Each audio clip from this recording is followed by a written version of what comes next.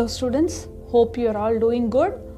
I, Dr. M. Sakthi VishnuPriya, Assistant Professor, PG and Research Department of History, Nirmala College for Women, Coimbatore, stand before you to discuss on the topic Rights of Emerging Trends in Society. Before we go for the discussion with the topic, I would like to share with the words of Martin Luther King. A right delayed is a right denied.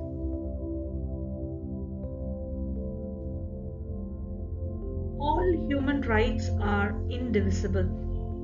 Whether they are civil and political rights such as the right to life, equality before law, and the freedom of expression. Economic, social, and cultural rights such as right to work, social security and education, or any other collective rights such as right to development, self-determination, etc. are indivisible and interrelated and also interdependent with each other. This principle applies to all human rights, which prohibits discrimination on the basis of sex, race, color, and so on, and also complements to the article Universal Declaration of Human Rights, which states all human beings are born free and equal in dignity and rights.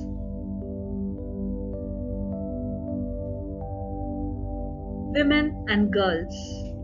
Women and girls are the most essential part of our society, as there cannot be any society exist without them, but there are many sectors where they are not considered as humans.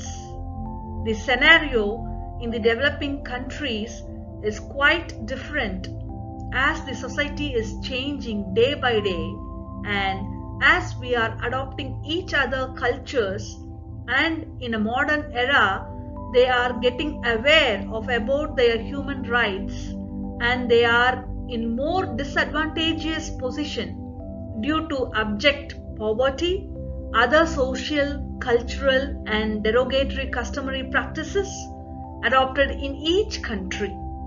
Women face double discrimination, being members of specific caste, class or ethnic group, apart from experiencing gendered vulnerabilities, as they have little control on the resources. In India, early marriage and childbearing affects women's health adversely.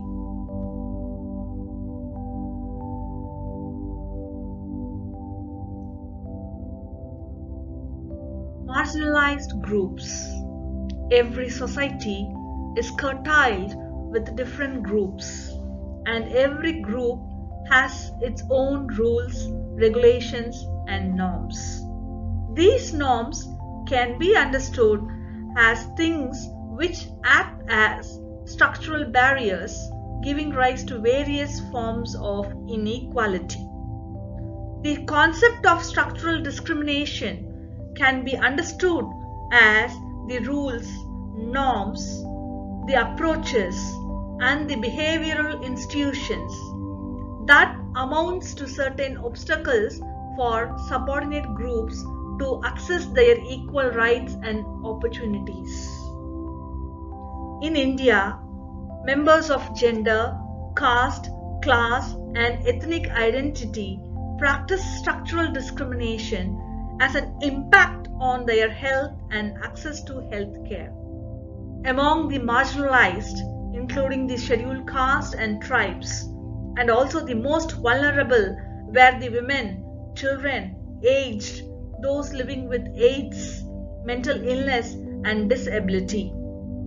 These groups face rigorous forms of discrimination and are more vulnerable to violence, especially girl child and women.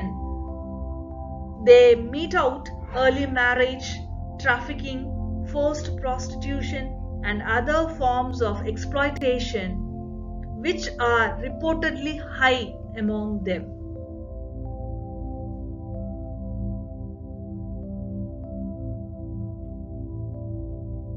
vulnerability of children and aged. Mortality and morbidity among children are caused and compounded by poverty, their sex, and caste position in society. The factors which directly impact on their health care are as follows: food security, education of parents, and their access to correct the health information and about their healthcare facilities. The most important cause for the death among the children from poor families is malnutrition and chronic hunger, which include diarrhea, acute respiratory diseases, malaria, and measles, and most of which were either avoidable or treatable with low cost intervention. The vulnerability among the elderly is not only due to an increased incidence of illness and disability, but also due to their economic dependency upon their spouses, children, and other younger family members.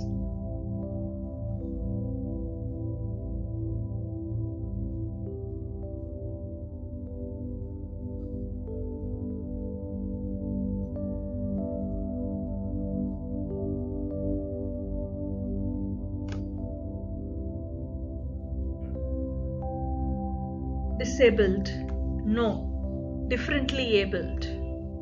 Disability poses greater challenges in obtaining the needed range of services.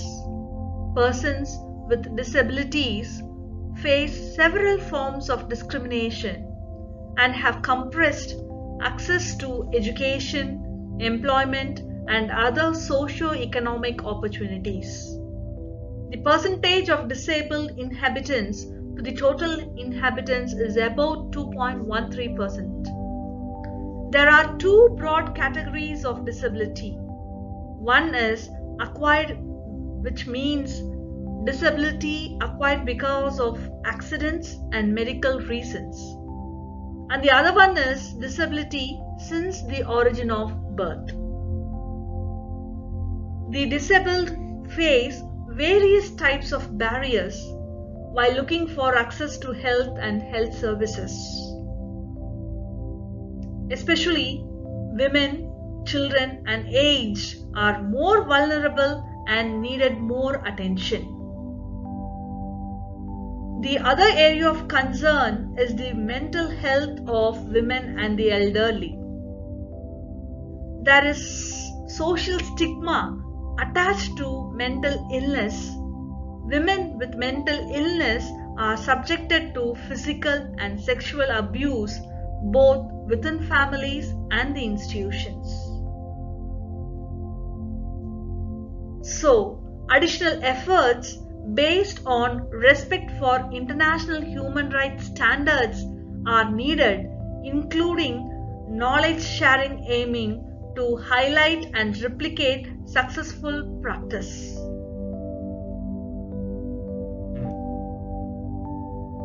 The Constitution of India. The Indian Constitution ensures equality, freedom, justice, and dignity of all individuals, including the persons with disabilities. The Indian Constitution, in its schedule, directs that the primary responsibility to empower the persons with disabilities rests with the state governments. In the Constitution of India, the three pillars of human rights, such as the right to equality, including the prohibition of discrimination in any form. The second one, the 6 vital freedoms of citizens, including the right of speech and expression. And the third, the right of life guaranteed to all persons, are being interpreted by the Supreme Court of India. The Constitution of India abolished untouchability. India has guaranteed human rights to all persons, including the protection of minorities. Thus, the Constitution of India untouchability and forbids its practice in any form.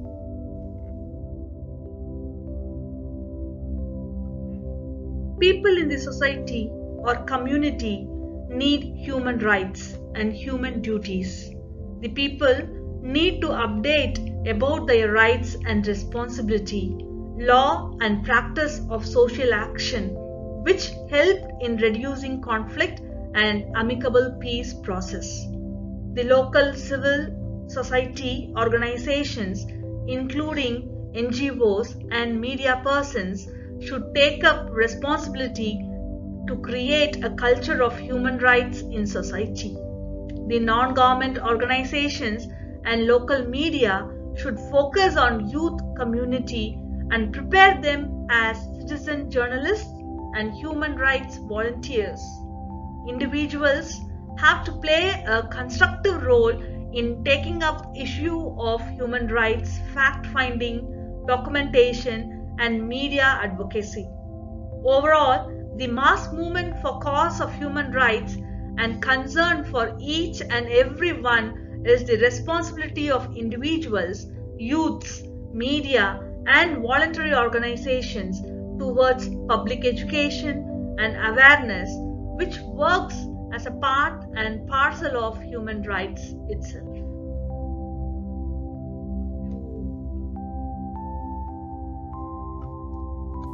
Students, hope that you all understood the topic. Thank you for watching. Happy learning.